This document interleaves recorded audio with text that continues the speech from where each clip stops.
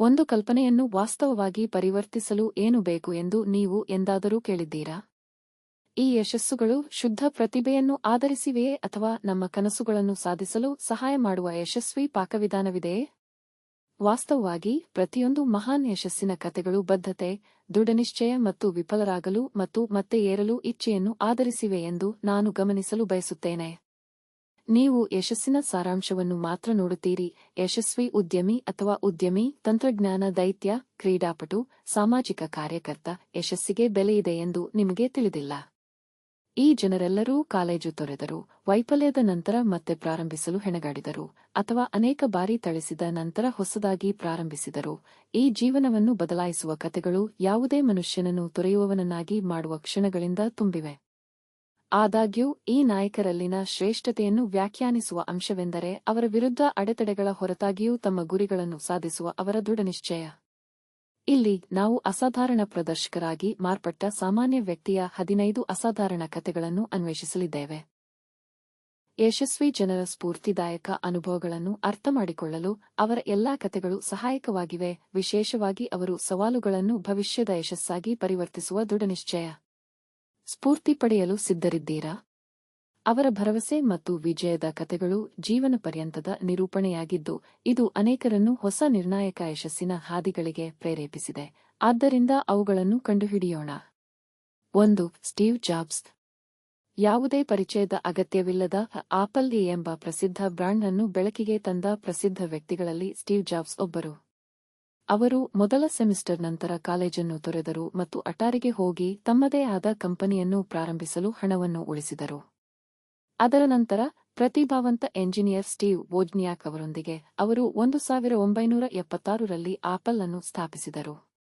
ಎಲ್ಲಾ ತೊಂದರೆಗಳು ಮತ್ತು ವೈಫಲ್ಯಗಳ ಹೊರತಾಗಿಯೂ ಸ್ಟೀವ್ ಈ ಕಂಪನಿಯನ್ನು ವಿಶ್ವಾದ್ಯಂತ ಅತ್ಯಂತ ಮಹತ್ವದ ಮತ್ತು ಮೌಲ್ಯಯುತ ಟೆಕ್ ಕಂಪನಿಗಳಲ್ಲಿ ಒಂದನ್ನಾಗಿ ಪರಿವರ್ತಿಸುವ ಪ್ರಮುಖ ಚಾಲನಾ ಶಕ್ತಿಯಾಗಿ ಉಳಿದರು. ಈ ನಂಬಲಾಗದಷ್ಟು ಪ್ರತಿಭಾವಂತ ವ್ಯಕ್ತಿ ಉದ್ಯಮದಲ್ಲಿ ಮತ್ತು ನಮ್ಮ ದೈನಂದಿನ ಜೀವನದಲ್ಲಿ ನಾವು ತಂತ್ರಜ್ಞಾನವನ್ನು ಬಳಸುವ ವಿಧಾನದಲ್ಲಿ ಅಳೆಯಲಾಗದ ವ್ಯತ್ಯಾಸವನ್ನು ಮಾಡಿದರು. ಅವರು ಉದ್ಯಮದ ಪ್ರಗತಿಯ ಮೇಲೆ ಹೆಚ್ಚು ಪ್ರಭಾವ ಬೀರಿದ ಅತ್ಯಂತ ನಿಜವಾದ ಪ್ರವರ್ತಕರಲ್ಲಿ ಒಬ್ಬರು ಮತ್ತು ಅದಕ್ಕಾಗಿ ಶತಮಾನಗಳವರೆಗೆ ನೆನಪಿನಲ್ಲಿ ಉಳಿಯುತ್ತಾರೆ. 2. Thomas Edison. ಥಾಮಸ್ ಎಡಿಸನ್ 19ನೇ ಶತಮಾನದ ಉತ್ತರಾರ್ಧದ ಅತ್ಯಂತ ಅಸಾಧಾರಣ ವಿಜ್ಞಾನಿ ಮತ್ತು ಬಲ್ಬ್ನ ಆವಿಷ್ಕಾರಕ. ಬಾಲ್ಯದಲ್ಲಿ ಅವರು 12 ವರ್ಷದವರಿದ್ದಾಗ ತಮ್ಮದೇ ಆದ ವ್ಯವಹಾರವನ್ನು ಪ್ರಾರಂಭಿಸಿದರು. ಅವರು ಪತ್ರಿಕೆಗಳು ಮತ್ತು ಹಣ್ಣುಗಳನ್ನು ಮಾರಾಟ ಮಾಡಲು ಪ್ರಾರಂಭಿಸಿದರು. ಇದು ಸಂಪನ್ಮೂಲಗಳನ್ನು ನಿರ್ವಹಿಸುವಲ್ಲಿ ಅವರ ಭವಿಷ್ಯದ ಪರಿಣತಿಯನ್ನು ಸೂಚಿಸುತ್ತದೆ. ನ್ಯೂಯಾರ್ಕ್ನಲ್ಲಿ ತಮ್ಮ ಪ್ರಯೋಗಾಲಯವನ್ನು ಸ್ಥಾಪಿಸಿದ ಅವರು ವಿಜ್ಞಾನ ಮತ್ತು ಆವಿಷ್ಕಾರ ಕ್ಷೇತ್ರದಲ್ಲಿ ಶ್ರಮಿಸಿದರು ಮತ್ತು ಬೆವರು ಹರಿಸಿದರು. ಬೆಳಕಿನ ಬಲ್ಬ್ ಅನ್ನು ಸಂಪೂರ್ಣವಾಗಿ ಅರಿತುಕೊಳ್ಳುವ ಮೊದಲು ಎಡಿಸನ್ ಹಲವಾರು ಸೋಲುಗಳನ್ನು ಅನುಭವಿಸಿದನು. ಅದರ ವಾಸ್ತವವು 1000 ವೈಫಲ್ಯಗಳನ್ನು ಹೊಂದಿದೆ. ಪ್ರಯೋಗ ಮತ್ತು ಅನ್ವೇಷಣೆಗೆ ಅವರ ಕೆಲವು ಸಮರ್ಪಣೆಗಳು ಅವರನ್ನು ಇತರರಿಂದ ಪ್ರತ್ಯೇಕಿಸಿದವು ಮತ್ತು ಆದ್ದರಿಂದ ಅವರು ಬೆಳಕಿನ ವಾಹಕ ಮತ್ತು ಆವಿಷ್ಕಾರ ಕ್ಷೇತ್ರದಲ್ಲಿ ಅಜೇಯ ಶಕ್ತಿಯಾದರು. 3. Bill Gates. ಸುಧಾರಿತ ತಾಂತ್ರಿಕ ಆವಿಷ್ಕಾರ ಮತ್ತು ನೀಡುವ ಮನೋಭಾವಕ್ಕೆ ಸಂಬಂಧಿಸಿದ ಹೆಸರು ಬಿಲ್ ಗೇಟ್ಸ್. ಗೇಟ್ಸ್ ಮೈಕ್ರೋಸಾಫ್ಟ್ ಕಂಪನಿಯ ಸಹ ಸಂಸ್ಥಾಪಕರಾಗಿದ್ದಾರೆ. ಇದು ಅಗ್ಗದ ಮತ್ತು ಬಳಸಲು ಸುಲಭವಾದ ಸಾಫ್ಟ್ವೇರ್ ಅನ್ನು ಮಾರುಕಟ್ಟೆಗೆ ತರುವ ಮೂಲಕ ವೈಯಕ್ತಿಕ ಕಂಪ್ಯೂಟಿಂಗ್ನ ಮುಖವನ್ನು ಬದಲಾಯಿಸುವಲ್ಲಿ ನಿರ್ಣಾಯಕ ಪಾತ್ರ ವಹಿಸಿದೆ. ಆ ಮಗು ಬಹುಶಃ ಬುದ್ಧಿವಂತ, ತನ್ನ ಕನಸುಗಳನ್ನು ಮುಂದುವರಿಸಲು ಹಾರ್ವರ್ಡ್ ವಿಶ್ವವಿದ್ಯಾಲಯವನ್ನು ತೊರೆದ ಯುವ ಪ್ರೋಗ್ರಾಮರ್ ಉತ್ಸಾಹಿ. ಅವರು ಬೇಗನೆ ಪ್ರಾರಂಭಿಸಿದರು. ಅವರ ಬಾಲ್ಯದ ಸ್ನೇಹಿತ ಪಾಲ್ ಅಲೆನ್ ಅವರೊಂದಿಗೆ 1975ರಲ್ಲಿ ಮೈಕ್ರೋಸಾಫ್ಟ್ ಅನ್ನು ರಚಿಸಿದರು. ಅದು ತಾಂತ್ರಿಕ ಕ್ಷೇತ್ರದಲ್ಲಿ ಕ್ರಾಂತಿಯನ್ನು ಮಾಡಿತು. ಅವರ ನಿಜವಾದ ಯಶಸ್ಸು MS-DOS ಬಿಡುಗಡೆಯೊಂದಿಗೆ ಬಂದಿತು.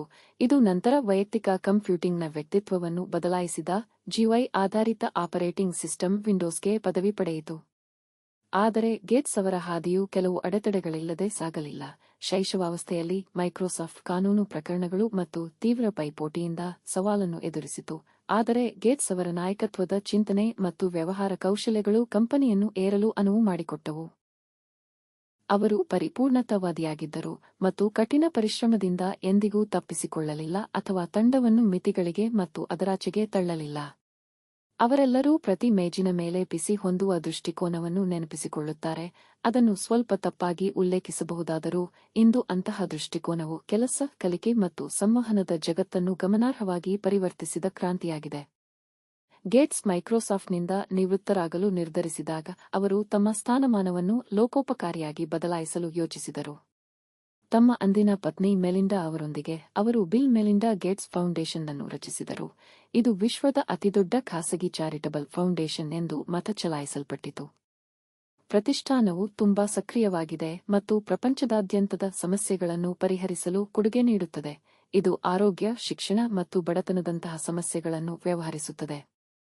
ಗೇಟ್ಸ್ ಅವರ ಜೀವನ ಅನುಭವವು ಇತರ ವಿದ್ಯಾರ್ಥಿಗಳಿಗೆ ಮತ್ತು ಅನೇಕ ಜನರಿಗೆ ತಮ್ಮ ಕನಸುಗಳನ್ನು ಅನುಸರಿಸಲು ಮತ್ತು ಬದಲಾವಣೆಯನ್ನು ಮಾಡಲು ಯಶಸ್ವಿಯಾಗಲು ಸ್ಫೂರ್ತಿಯೊಂದಿಗೆ ವಿಶ್ವದ ಧ್ಯೇಯ, ಉತ್ತಮ ಕಲ್ಪನೆ ಮತ್ತು ಸುಧಾರಣೆಯ ನಿಜವಾದ ಉದಾಹರಣೆಯಾಗಿದೆ. 4. ರತನ್ ಟಾಟಾ. ಭಾರತದ ಅತ್ಯಂತ ವಿನಮ್ರ ಮತ್ತು ದೂರದೃಷ್ಟಿಯ ಕೈಗಾರಿಕಾ ದೈತ್ಯರಲ್ಲಿ ರತನ್ ಟಾಟಾ ಒಬ್ಬರು. ಟಾಟಾ ಸಮೂಹದ ಅಧ್ಯಕ್ಷರಾಗಿ ಅವರು ಸಾಂಪ್ರದಾಯಿಕ ವಾಣಿಜ್ಯ ಸಂಸ್ಥೆಯನ್ನು ಉಕ್ಕಿನಿಂದ ಆಟೋಮೊಬೈಲ್ವರೆಗೆ ಪ್ರತಿಯೊಂದು ಕ್ಷೇತ್ರದಲ್ಲೂ ಕಾರ್ಯಾಚರಣೆಗಳನ್ನು ಹೊಂದಿರುವ ಅಂತಾರಾಷ್ಟ್ರೀಯ ದಿಗ್ಗಜವಾಗಿ ಪರಿವರ್ತಿಸಿದರು.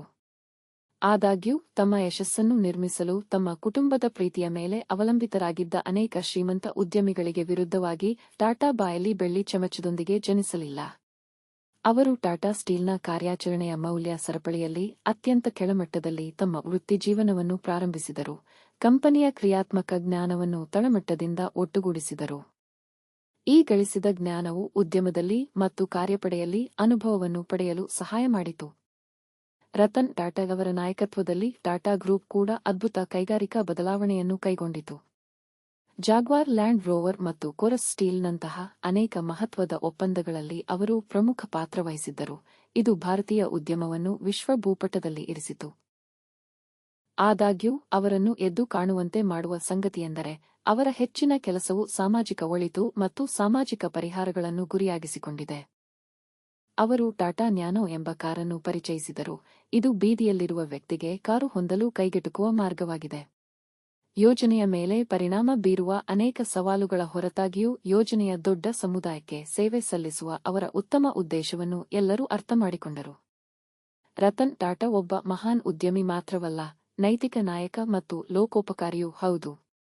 ಅವರು ತಮ್ಮ ಮಂತ್ರದೊಂದಿಗೆ ಯುವ ಉದ್ಯಮಿಗಳು ಮತ್ತು ವಿದ್ಯಾರ್ಥಿಗಳನ್ನು ಪ್ರೇರೇಪಿಸುತ್ತಿದ್ದಾರೆ. ಸರಿಯಾದ ನಿರ್ಧಾರಗಳನ್ನು ತೆಗೆದುಕೊಳ್ಳುವುದರಲ್ಲಿ ನನಗೆ ನಂಬಿಕೆಯಿಲ್ಲ. ನಾನು ವಿಷಯಗಳನ್ನು ನಿರ್ಧರಿಸುತ್ತೇನೆ ಮತ್ತು ನಂತರ ನಾನು ಆ ನಿರ್ಧಾರವನ್ನು ಸರಿಯಾಗಿ ತೆಗೆದುಕೊಳ್ಳುತ್ತೇನೆ.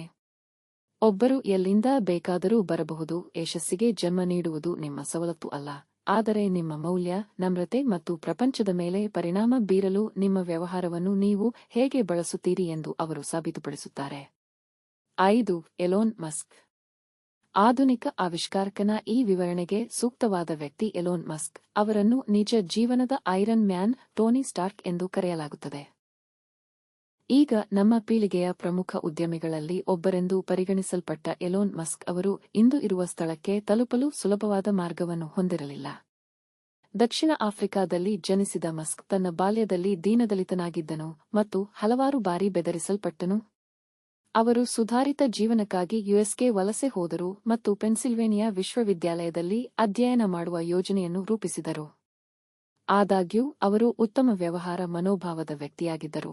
ಅವರು ತಾಂತ್ರಿಕ ಜಗತ್ತನ್ನು ಸಂಪೂರ್ಣವಾಗಿ ಸ್ವೀಕರಿಸಲು 2 ದಿನಗಳಲ್ಲಿ ಸ್ಟ್ಯಾನ್ಫೋರ್ಡ್ ವಿಶ್ವವಿದ್ಯಾಲಯವನ್ನು ತೊರೆದರು.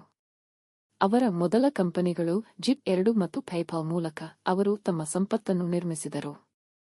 ಆದಾಗ್ಯೂ ಅವರ ನಿಜವಾದ ಪ್ರಭಾವವು ಅವರ ದಿಟ್ಟ ಮತ್ತು ದೂರದೃಷ್ಟಿಯ ಉದ್ಯಮಗಳೊಂದಿಗೆ ಬಂದಿತು, ಟೆಸ್ಲಾ ಮತ್ತು ಸ್ಪೇಸ್ಎಕ್ಸ್. ಮಸ್ಕ್ ಟೀಕೆಗಳನ್ನು ಮತ್ತು ಸಾವಿರಾರು ವೈಫಲ್ಯಗಳನ್ನು ಪಡೆದರು, ಆದಾಗ್ಯೂ ಅವರು ಅಚಲವಾಗಿ ಉಳಿದರು. ಟೆಸ್ಲಾ ಎಲೆಕ್ಟ್ರಿಕ್ ವಾಹನ ಉದ್ಯಮದಲ್ಲಿ ಮಾದರಿಯನ್ನು ಬದಲಾಯಿಸಿತು ಮತ್ತು ವಾಹನವನ್ನು ಆಯ್ಕೆ ಮಾಡುವಾಗ ಎಲೆಕ್ಟ್ರಿಕ್ ಕಾರುಗಳ ಉಪಯುಕ್ತ ಮೌಲ್ಯವು ಅವರು ಗುರಿಯಾಗಿಸಬೇಕಾದ ಏಕೈಕ ವಿಷಯವಲ್ಲ ಎಂದು ಜನರು ಅರಿತುಕೊಂಡರು.